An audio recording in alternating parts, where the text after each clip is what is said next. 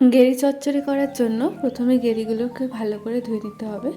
ধুয়ে করে এরকম করে ছেঁচে নিতে হবে। দিয়ে একটা পাত্রে জল দিয়ে এইভাবে ভালো করে ছাড়িয়ে নিতে হবে। দিয়ে একটা বাটির মধ্যে এগুলো রেখে নুন দিয়ে ভালো করে ধুয়ে নিতে হবে। তারপর এটা রান্না করার জন্য সর্ষে আর কাঁচা লঙ্কা বেটে নিতে হবে। সর্ষে আর কাঁচা লঙ্কাটা ভালো করে বেটে নেওয়া হয়ে গেছে বাটাটা। এবার কড়াইটা গরম হয়ে গেলে তেল দিয়ে গেরিটা নুন দিয়ে ভেজে নিতে হবে। ভালো করে ভাজা হয়ে গেছে, এবার একটা পাত্রের মধ্যে তুলে রেখে দিতে হবে। সেই কড়াইয়ে আর একটু তেল দিয়ে সেখানে কালো জিরা ফোড়ন দিয়ে আগে থেকে কেটে রাখা পেঁয়াজ আর টমেটো আর আলু দিয়ে দিতে হবে। দিয়ে হলুদ আর নুন দিয়ে ভালো করে ভেজে নিতে হবে। আলুটা ভালো করে ভেজে নেওয়ার পরে আগে থেকে যে সর্ষে আর লঙ্কাটা বাটা হয়েছিল সেটা দিয়ে দিতে হবে। ভালো করে নাড়িয়ে নেওয়ার পরে ভেজে রাখা গেরিগুলো দিয়ে ভালো করে নাড়িয়ে নিতে হবে। তারপরে জল দিয়ে একটু ভালো করে আরো নাড়িয়ে নিতে হবে। তরকারিটা ফুটে গেলে একটু ধনেপাতা দিয়ে দিতে হবে। ভালো করে নাড়িয়ে নিতে হবে। গেরি চচ্চড়ি একদম রেডি। আমি এটা খেতে থাকি আর তোমরা সাবস্ক্রাইব করে দাও। টাটা, দেখা হচ্ছে পরের ভিডিওতে।